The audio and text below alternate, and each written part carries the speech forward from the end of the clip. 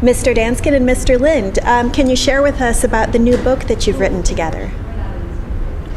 Well, we can show them the book cover and go ahead and start. I'll show. And it's a book. Here's the book. Yeah, Virtuous Meetings, and it's a book about new possibilities in large group meetings that have been made possible really by the advancements in personal communications technology. That wasn't, especially in the last 10 years. We've been doing it for about 20 years, and we've been really looking at what's the process, what's the design that makes the maximum efficiency and effectiveness out of using these tools in the meetings. What would you like to be the main takeaway from with people who read this book? I'll take that one. I think that it's possible that there's this whole other process that's readily available. It's simpler than meets the eye. It's safe, and it's highly, highly productive. It's like the proverbial low-hanging fruit. Okay. And so that's why we've written the book. We've been on a sort of an accidental learning journey for 20 years. Never planned to go this far, but the further we went, the more interesting it got. And so we've done literally thousands of meetings between the consultants in the group, and we've learned. We spent the last 2 years working on this book, trying to distill what have we learned, and there's some pretty simple, sort of essential notions to it. And there's this idea that Karl mentioned about, there's technology, and there's all the noise around technology, and then there's design, and certainly OD people are very big on process design. That's like one of the core things about it.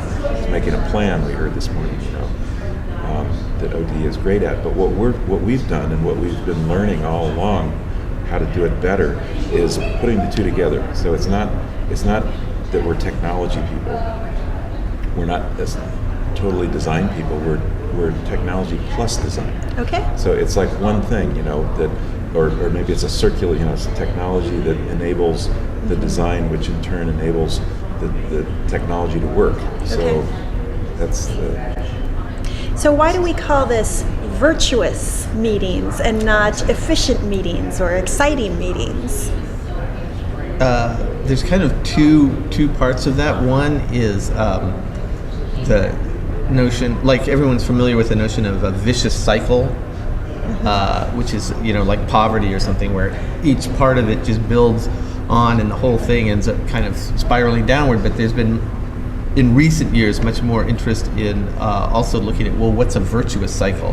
What's something where each thing that you do actually builds to the next thing and builds to the next thing, so you start spiraling things in an upward spiral. So that's what's going on with these meetings, because they're building, trust and participation by all of the participants in a large meeting within an organization, and then that just starts to spiral that kind of trust and participation in the workings of the organization as a whole. And there's also the thing that really, if you're going to have a meeting, what are you doing? You're having like 500 people get together. So the most virtuous meeting is the meeting that really makes the most use of everyone's time and most respectful use of everyone's time and knowledge in creating the actual results of the meeting.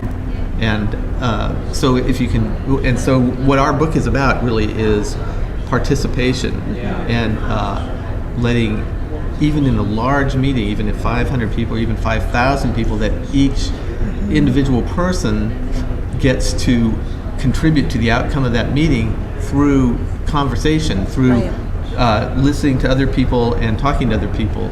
And that's what the whole book is sort of about, this idea of using technology. You can have people be in small groups, many small groups, and be able to bring all of the thinking from those small groups into a sort of congealed set of themes or ideas that represent the whole group. Then the group becomes aware of itself, the leadership becomes aware of what the group is thinking, and the best ideas from the group are actually surfaced for the organization. Okay. So that's kind of a nutshell or something else. Yeah, these sound like the kind of meetings I'd like to attend.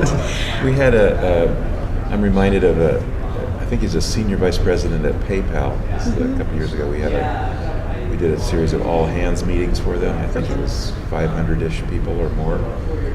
And he said afterwards, sort of on the side, he said, I've never felt so in touch with my folks ever, in the time that he'd been at the company.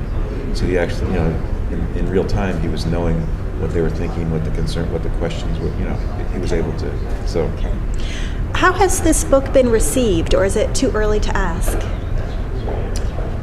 I think it's too early to ask. It's been out a month, and we're kind of doing a slow motion launch on it. Okay. We figured that the book should be around for some time because it's kind of it's sort of naming a particular part of organization development and meeting facilitation. So we figure if we just keep kind of pinging out messages about it and everything from writing articles and retweets. So I think it'll be we'll be putting out messages about it for 6 months to a year. And it's people who are familiar with the methodology are still very excited by the book. Like we have a head of strategy for a large semiconductor firm, and we didn't even know it, but he ordered the Kindle version and had read it before we could get him a book, and he loves it, so He's quizzing us about it, right? Yeah. So it's nice. The book kind of gives a language to a lot of these things that haven't had a language. So for people who've been kind of working in that realm, it gives them a way to talk about what they're doing, and have a language or a vocabulary for this kind of design. Great. Well, Mr. Danskin and Mr. Lind, thank you so much for sharing with us your new book, Virtuous Meetings. Yeah, thank you. Thanks.